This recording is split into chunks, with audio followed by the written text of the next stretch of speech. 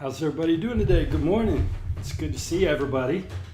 Welcome back. Hi, Madison. Hi, Donnie. Good to see you. Holy cow, got a crowd of 6 people here so far. Feels great. Fantastic. Oh my goodness, looks like I need to comb the hair a little bit better in the morning. It's time for a haircut. Hi, Alex. I think I've got the live stream fixed. Yesterday I had it set on the highest resolution accidentally, so I could have streamed in 4K yesterday if I'd wanted to, and that slowed the stream down and caused me to get a little bit choppy, but I have fixed that technical problem. How's everybody doing today? Anybody got any questions so far this week about the test, the quiz, the homework, anything? I wanted to make a quick note to those of you that are watching the video now or who will be watching later. When you take the quiz, the homework quiz this week, it's going to give you a picture of a brain and ask you to select the brain part. Now there are some lines that head to little colored dots that are designed in the textbook. It names the actual brain structure. But on the homework quiz, I actually want you to click on the brain structure itself, not the line leading from the brain structure. Hope that makes sense. All right. Without further ado, let's go ahead and get started on today's lecture. So today we're going to be talking about sleeping and dreaming, one state of altered consciousness, right, that we often go through. So today we're going to be talking about circadian rhythms. We're going to be talking about the actual sleep cycle itself and how it changes over the course of the lifespan. Now, if you remember yesterday, we were talking about changes in the level of consciousness. I suggested to you there are altered states of consciousness. It's what we might call normal waking consciousness. There is no consciousness, as in the example of people in a coma. And then there's what we might call this reduced state of consciousness that occurs to us every evening, usually between the hours of 12 and 6 or 7. Now, the rhythm of change in consciousness that occurs in human beings over the 24-hour cycle is called a circadian rhythm. All of us live in a rhythmic nature. Our bodies have a 24-hour rhythm, and sleep is part of that 24-hour rhythm. You know, and a lot of our biological processes change based upon the time of the day. So, of course, your level of arousal changes based on the time of the day. Human beings are diurnal, which means we're more aroused and awake during the day than we are in the evening. It turns out hormone levels change based on the time of the day. So your cortisol levels are going to fluctuate based on the time of the day, and cortisol is an arousal-related hormone, so that fluctuation of cortisol is going to be implicated in the changing level of arousal that you have. It turns out your body temperature changes also throughout the day, and it's highest during the day and it's lowest at night. In fact, right before you go to sleep at night, your body temperature will drop a couple of degrees, and that kind of signifies the onset of the sleep cycle. And when you wake, right before you wake up in the morning, your body temperature will actually start to rise and you get warmer, and that's what sort of instigates the waking up process. Good morning, Travis. Good to see you. We were just getting started on the sleep lecture, and it turns out urination actually is a fairly rhythmic behavior. So all of these biological processes are change and fluctuate based upon the time of the day. Now, what's the master timekeeper in your brain? Turns out it's this structure called the suprachiasmatic nucleus. We're just going to call it the SCN for short, okay? It's located in the hypothalamus, and it is your master timekeeper. It keeps you on about a 24-hour clock. And so every day this causes you to go to sleep and go awake. It causes these brain changes that cause you to go to sleep and wake up. Now, if you were to destroy this brain structure, a person would lose the periodicity of their sleep. They would start sleeping crazy number of hours or at different times. They would wake up and go to sleep at different hours. If any of you have ever had an infant child, had a baby before, you know the first 6 to 8 weeks of that child's life, before this suprachiasmatic nucleus gets gets myelinated, the babies sleep in a pretty random schedule. I don't know if any of you have ever had a children. Anybody here in the lecture today ever had a child and know what I'm talking about? The first month of their life is horrible because they don't have a 24-hour cycle. Now, the neat thing is human beings are actually tied to the sun. So this suprachiasmatic nucleus actually receives some nerve fibers from your eyeball, from the retina. Light information travels down your retina from your eyeball. Okay, it travels down your optic nerve, and part of those fibers go to the suprachiasmatic nucleus that keeps you awake during the day, that entrains you into the sunlight. If any of you have ever traveled east or west in a plane for several hours, like let's say you've gone to California or maybe you've gone to Europe, you'll notice an experience called jet lag. And basically what happens is you screw up your cycle that is carefully timed to the old position of the sun, and since you've traveled east or west many hours, your body thinks it's a different time than it really is. And so it takes several days for your suprachiasmatic nucleus to become in tune to the new cycle of the sun. Now, the suprachiasmatic nucleus, how does it put you to sleep? One of the things that it does the suprachiasmatic nucleus sends inhibitory messages to the pineal gland, okay? As long as it's receiving sunlight, it turns your pineal gland down. Remember we talked about afferents and efferents and inhibitory and excitatory? It has motor afferents that it sends to the pineal gland, and these motor afferents cause the pineal gland to be inactive. But at night, when you stop receiving sunlight into your eyeball and your suprachiasmatic nucleus stops receiving this input, it lets off of the pineal gland, and your pineal gland produces melatonin at night, which sort of helps begin the sleep process. All right, so one of the things I want you to know for the test is that the suprachiasmatic nucleus and the pineal gland are two brain structures that are important in controlling the sleep and wake cycle. Your master clock is the suprachiasmatic nucleus. It's tied to the sun through your retinal pathway, and it causes you to wake up and go to sleep at the same time every day so that you're diurnal rather than nocturnal, okay? It communicates with your pineal gland, which then causes a chain reaction in your brain as you go to sleep at night. Any questions so far? Hopefully not. Okay. Now, we haven't talked about brain recording methods a lot, but we did talk about lesioning studies yesterday. Today I want to talk about EEG studies.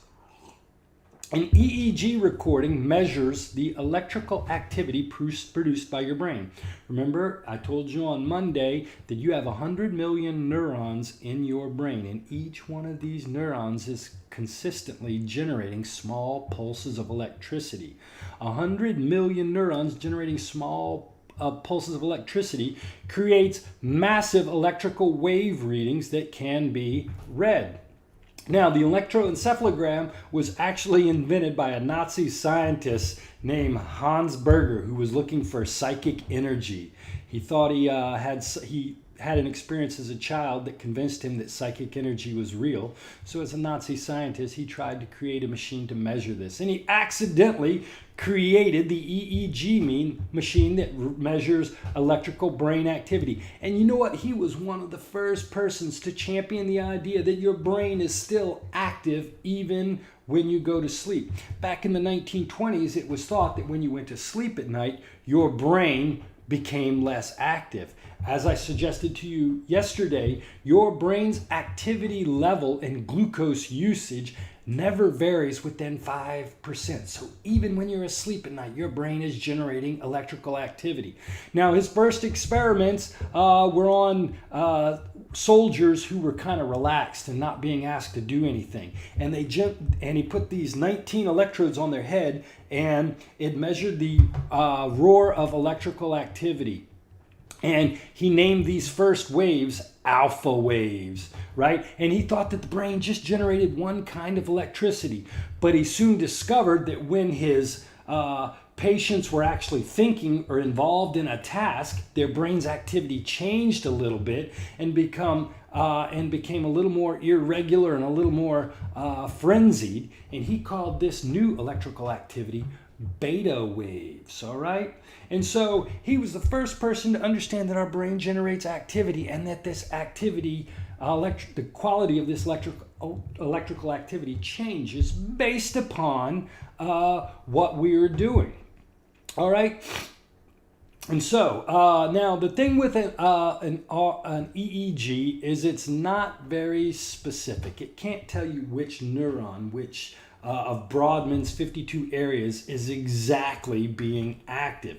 Instead, think of an EEG as kind of being like you being outside the football stadium, the NC State football stadium on a Saturday afternoon.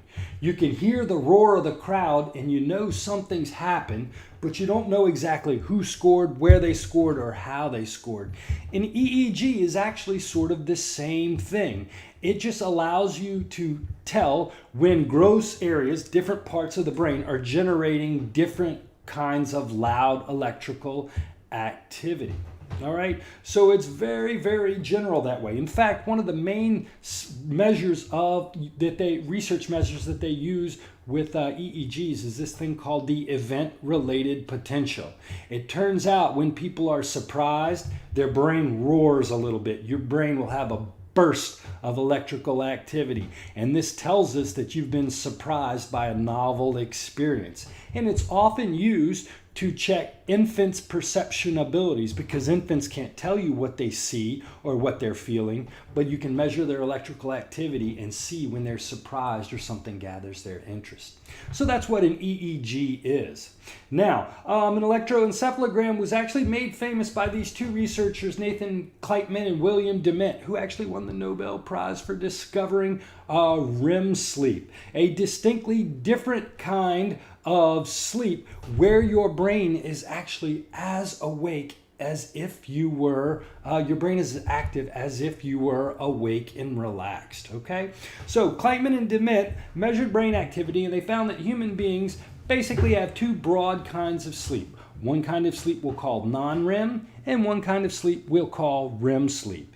And human beings cycle back and forth between non-REM and REM sleep 5 to 6 times a night. And you can tell when a person is in REM sleep or in non-REM sleep based upon the electrical activity that's going on in their brains. One of the things that I would like you to know for the exam is the different types of electrical activity and what stage of sleep or arousal they relate to. All right. So as you're focusing on my talk right now and paying attention, or when you're taking a quiz or doing homework, your brain generates beta waves. And you can look at these little beta waves. They're very short and very acyclical. They're not very cyclical, right? So they're kind of jagged and they're really, really short. And this is the brain when you are really, really super focused in thinking about something. Now, halfway through my lecture, you probably get a little bit bored and your mind starts wandering and you get relaxed, or maybe you're chilling, just kind of watching the TV, not thinking about anything. Your brain's going to generate alpha waves. Those mean that your brain is kind of relaxed. Hi, Kayla. It's good to see you. Glad that you could make it, and I'm sorry about your internet problems. I had a crappy internet connection yesterday, so I'm feeling you, girl. Okay?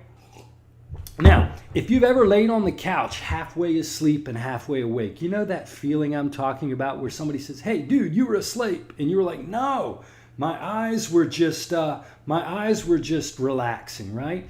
Your brain is probably generating what we would call theta waves, and this is kind of the drowsy. And when you see sleep spindles start to appear, that's when you've truly fallen into non-REM sleep. Now, this is typically called light sleep, and if I was to shake you on your shoulder while you're in stage 2, you would quickly wake up and you would quickly be sharp and ready to talk to me and think and be sharp. If you've ever been woken up out of a light sleep, you notice that you are immediately awake and ready to function.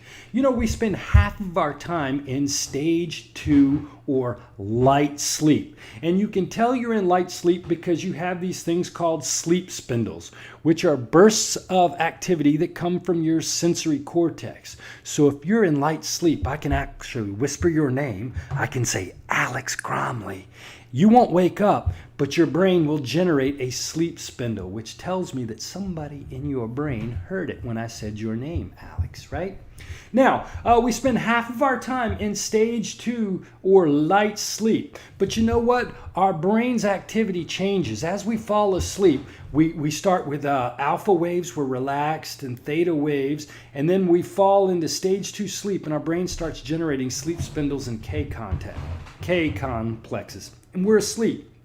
After about 20 minutes, though, our brain activity is going to slow down, and you'll notice that the stage 3 and stage 4 waves are really tall and kind of slow. Those are what we call delta waves, and I like to think of the word delta as meaning deep sleep. When you're in delta sleep, you are super duper asleep. If you've ever been woken up in the middle of the night and you don't remember where you are and it takes a minute to figure out what the hell's going on, you have probably been woken up out of delta sleep. This is deep, deep sleep, and your brain is at its most relaxed state. Now, the crazy thing is, sleepwalking and sleep talking actually occur during delta sleep. They are delta sleep events, and they're kind of common in young children and less common in adults, sleepwalking and sleep talking. But sleepwalking and sleep talking has nothing to do with dreams. They're actually delta sleep events. Okay? Now, the crazy thing is, your brain's activity is going to change. I'm going to skip over 2 slides. I have my slides out of the order with which I want to present them. Let me go to this slide first. Okay, so what I want you to see is that your brain cycles back and forth between these different stages of sleep every night. So look at this graph I have right here, and you'll notice this is a person going to sleep. Let's say hour 0 of sleep is midnight. Let's say you go to bed at midnight. You're consciously awake. Your brain's generating beta waves. Then when you lay down in the bed, your brain starts to relax. It starts to generate alpha waves. And then at some point it slips over to theta waves and sleep spindles, and you are in light sleep. And if you sleep a few more minutes, about 30 or 45 minutes into your sleep cycle, your brain activity will change again, and you'll start generating delta waves, and you are in deep, deep sleep. But after about a half an hour in delta sleep, your brain's activity will begin changing again, and you'll start to see theta waves and sleep spindles come back in. So it's almost like the brain is waking up. And then it'll go from stage 2, the brain's activity will change again, and it'll be similar to as if you were awake, but you're not awake. You're actually in REM sleep. Now, like Kleitman and Dement won the Nobel Prize for discovering this, and they found that when people go into REM sleep, their heart starts beating fast, their blood pressure drops, their breathing increases, their eyeballs bounce around, but their bodies are completely paralyzed, and most people have the experience of dreaming. This is what a REM state is, all right? And we'll talk a little bit more about REM states a little bit in a couple of minutes. But you go into a REM sleep, and you stay in REM sleep for about 15 or 20 minutes, and then guess what? Your brain activity changes again, and you start to go back into light sleep, and then you go into deep sleep. And so do you notice that over the course of a sleep cycle, you go in and out of REM sleep somewhere between 5 and 6 times. So you sort of cycle even in your sleep. So we have a 24-hour cycle of sleeping and waking. And once you go into the sleep cycle itself, your brain cycles back and forth in a smaller cycle. Now, a couple things I want you to notice about this graph. Number one, you'll notice that we do most of our slow wave sleep early in the sleep cycle. So you'll see that most of the slow wave sleep occurs between hour 1 and 3. And as we get towards the later part of the sleep cycle, the person goes into lighter and lighter stages of sleep. And this is why it's easy to wake you up at 5 or 6 in the morning, but it's really hard to wake you up at 2 or 3 in the afternoon. 2 or 3 in the morning, because your brain is in the deeper stage of sleep.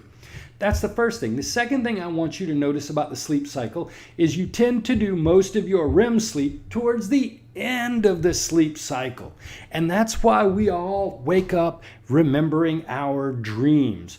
The reason you remember a dream is because you wake up in the middle of a REM cycle. If any of you ever had the experience, you notice that your dreams disappear super duper quickly.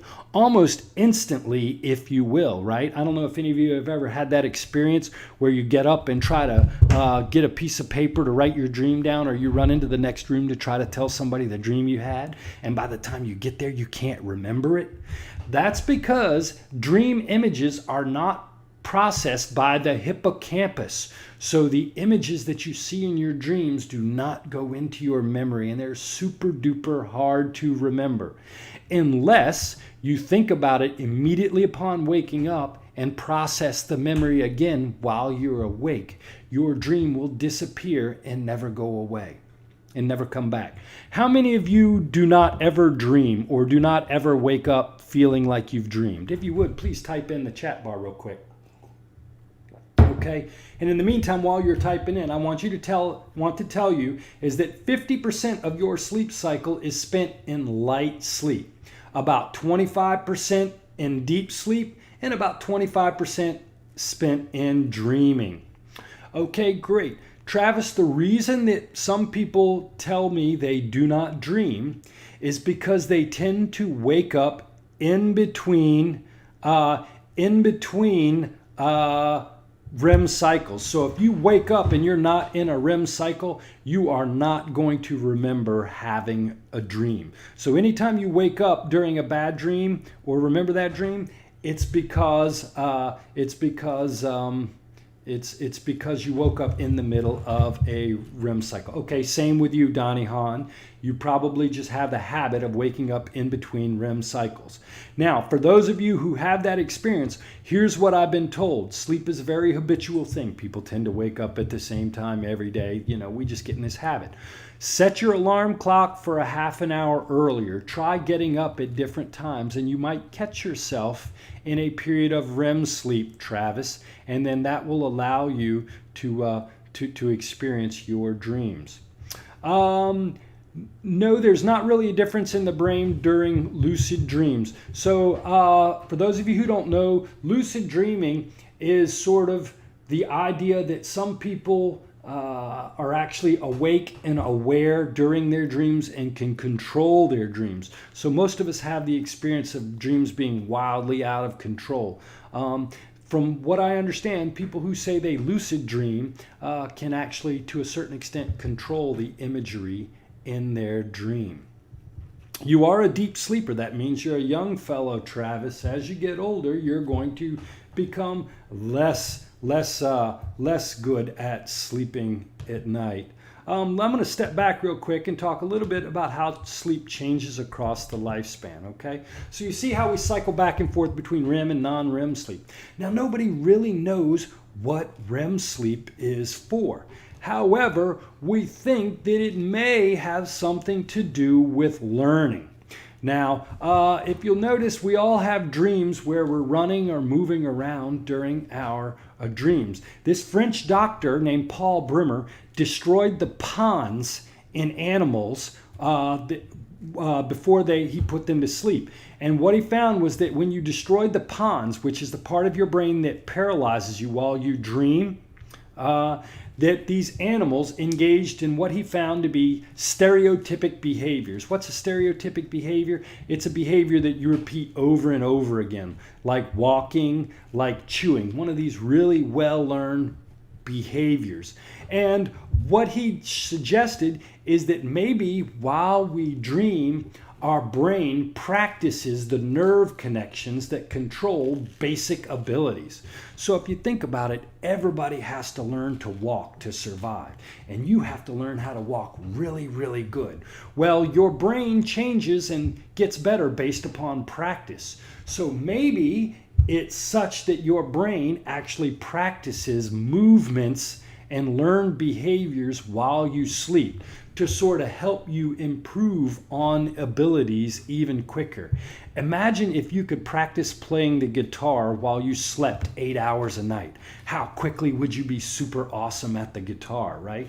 So we're not sure. Why do we know this? Because of Paul Bremer's research with animals. And also, when you look at infants, what you will notice is that infants spend almost 8 hours of day in REM sleep. The typical adult spends an hour to an hour and a half a day in REM sleep.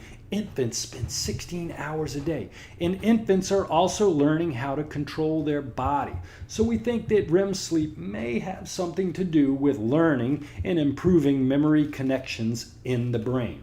Now, what I want you to notice is that infants sleep 16 to 18 hours a day and spend half of that time in REM sleep. The amount of sleep and the amount of time spent in REM sleep quickly decreases over the first couple of years of life, and really by the time you're 13 or 14, you settled into your adult pattern of sleep, which is about 6 to 8 hours a day, and about 20 to 25% of that time spent in REM sleep.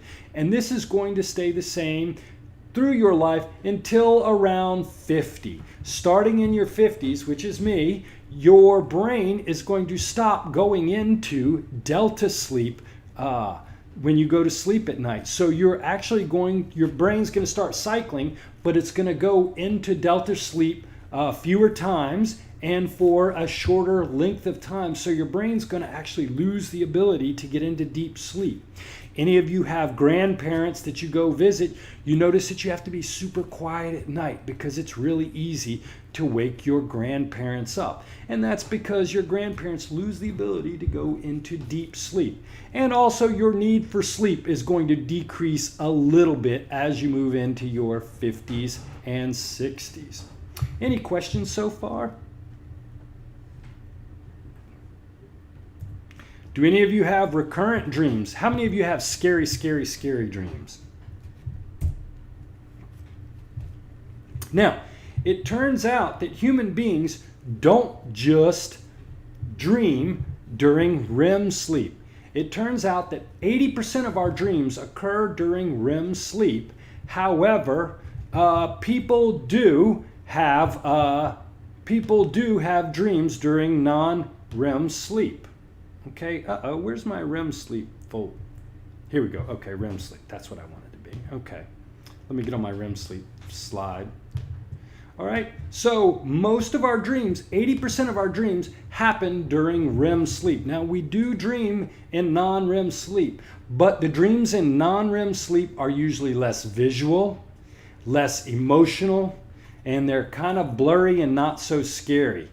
If you have Kayla, you have the nightmares. If you have those scary chili burrito nightmares, man, those ones that freak you out when you wake up, those are going to always be REM sleep dreams, okay?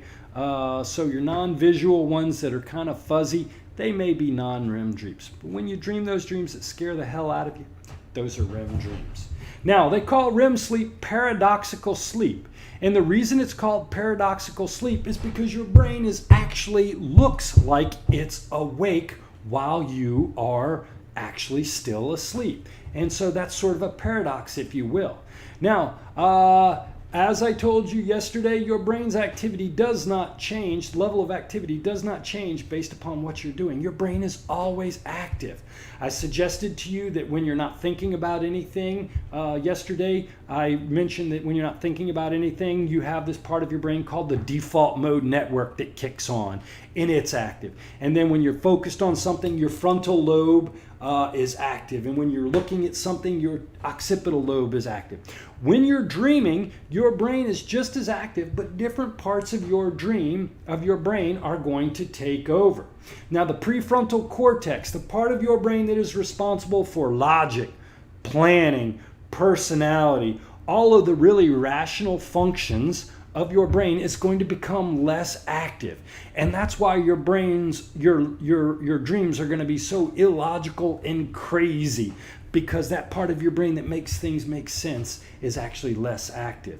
Now, what you're going to notice is that your motor cortex is going to be active, which is going to want to move your bodies, but your pons is also going to be active, and your pons is going to paralyze you so that you can't move these arms, even though your motor cortex is telling you to.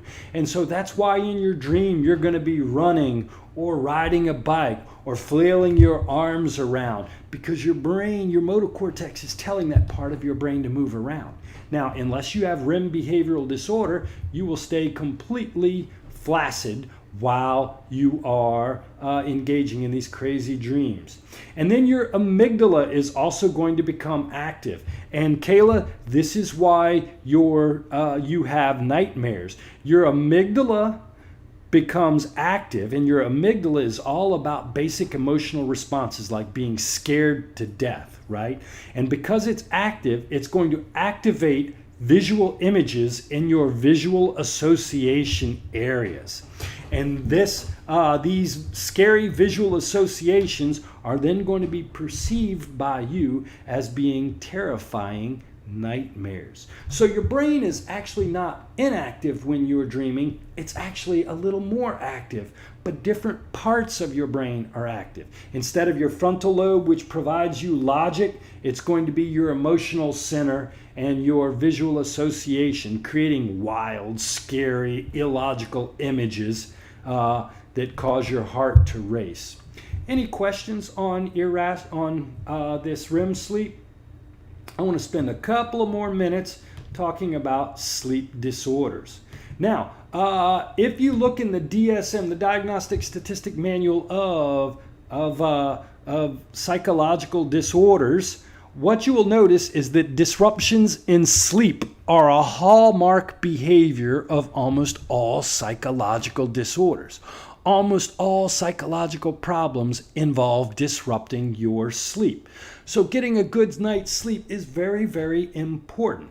Hold on, I have a question here. Is this also why you often wake up sweaty from nightmares too?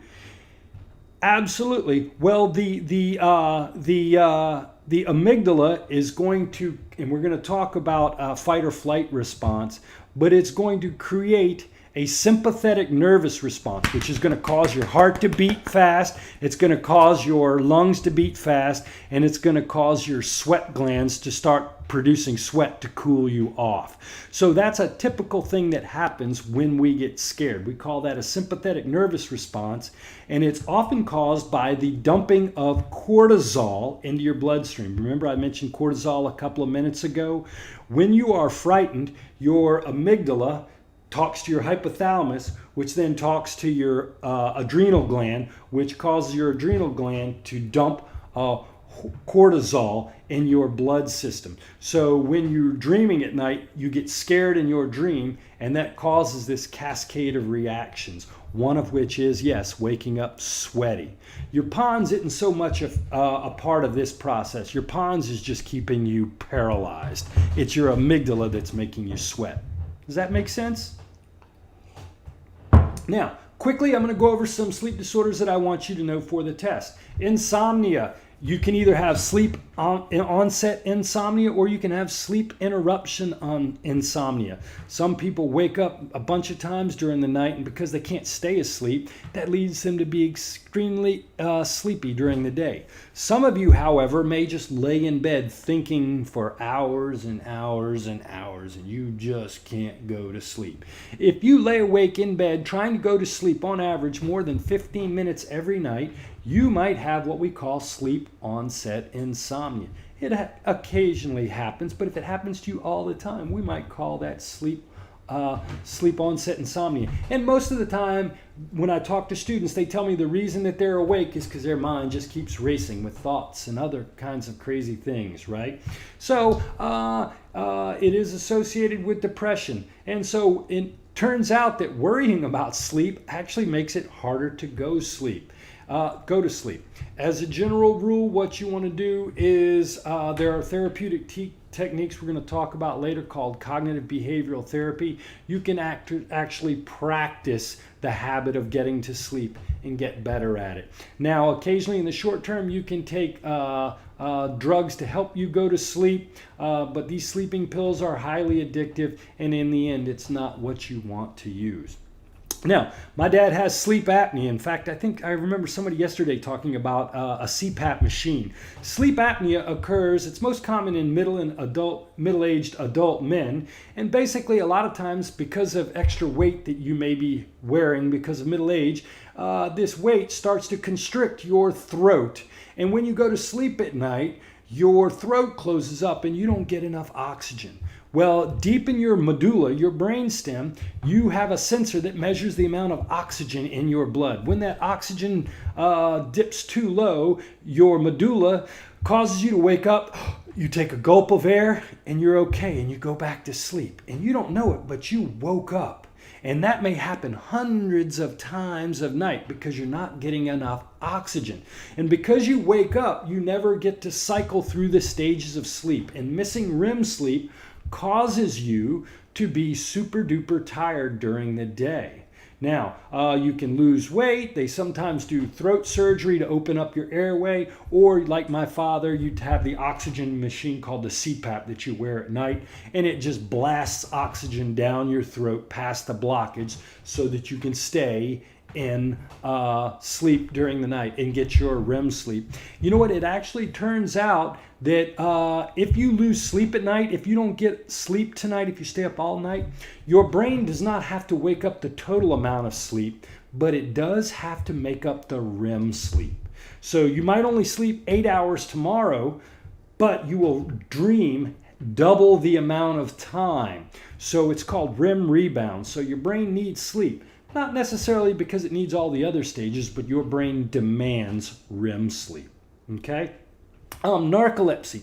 Some people, when they go to sleep at night, their brain doesn't cycle back and forth between REM sleep and normal and non-REM sleep like most people does. And these people don't go into REM sleep at night. Now, as I suggested to you, your brain demands REM sleep. So if you're a narcoleptic and you're not getting REM sleep at night, what will happen is your brain will accidentally kick into REM sleep in the middle of the day, and you will fall immediately into a deep sleep. And the crazy thing is, because your pons paralyzes you, most narcoleptics also experience cataplexy, which is the immediate loss of muscle tone, and they'll fall to the ground. And people who suffer from severe narcolepsy they actually can't live normal lives because they can't walk around. They fall out in the middle of the night, middle of the day, and bump their head. Or they can't drive a car because they would fall asleep while driving the car and wreck it. In fact, I've got a video. If anybody's interested, I can share it with you. And there's this gentleman that suffers from narcolepsy, and he actually has to wear a crash helmet around the house because he'll just be standing there and all of a sudden just fall out and hit his head on the floor. And that's what's called narcolepsy. Please check out that video in the course resources. It's amazingly shocking. And then remember I told you the pons paralyzes you while you dream. You know what? Some people's pons doesn't work well. And when they dream at night, their body is not paralyzed. And these people will thrash about, often hurting themselves or their sleep partner. This disorder is called REM behavioral disorder. And these people usually have to take medication, which helps their pons work at night, and it keeps them paralyzed. And the one final thing I wanted to mention to you is a reminder that sleepwalking and sleep talking, they're not actually sleep disorders. They may be a little annoying if they happen to you or if they wake you up because your toddler child is going through them, but these are typically not long-lasting and not harmful. And sleepwalking and sleep talking, just remember, they occur during deep sleep, not during REM sleep. Do you have any questions about sleeping and waking for me? Do you have anything you'd like to talk about? This represents the end of the lecture. I want you to remember that sleep is controlled by brain structures called the suprachiasmatic nucleus, the pineal gland, and the pons. As we sleep at night, you can measure our different types of sleep by watching the electrical activity generated by our brain. And three that I want you to be familiar with is sleep spindles, which occur when you're in deep sleep, which you spend half your time in, light sleep, which you spend half of your time in. I want you to know that delta waves are associated with deep sleep, which is when you're dead asleep, the kind of sleep that disappears when you get older. And I want you to know that our brain actually looks like we're awake during REM sleep, but we are dreaming during that. Okay, I want you to know that the brain is actually just as active as when you're awake, when you're in REM sleep, but different parts of the brain are active. And I want you to be familiar with the four sleep disorders we described in class today. If you don't have any questions for me, I'm going to go ahead and say goodbye and let you go. Remember, we have lab tomorrow at 10 a.m. and 1 p.m. You can choose to attend the labs, or you can do the discussion board activity that is due tomorrow night at 11:59. I've got my text here, my phone here in case you need to text me a question. Otherwise, you can send me an email. If you don't have any questions, I'll just wish you a good day, and I look forward to seeing you tomorrow.